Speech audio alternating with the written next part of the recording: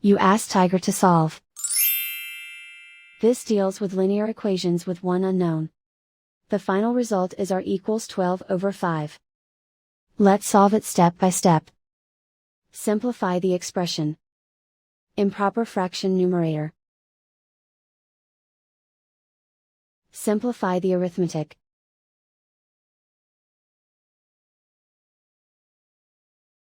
Multiply the fractions. Find the lowest common denominator.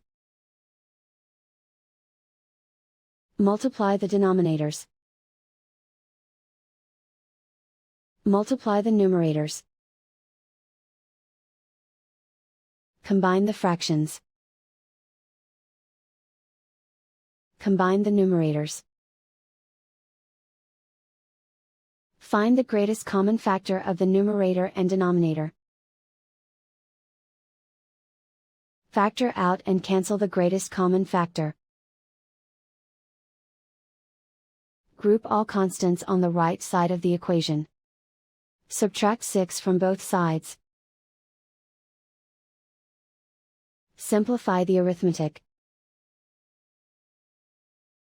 Convert the integer into a fraction. Combine the fractions. Combine the numerators. And so the final result is r equals 12 over 5.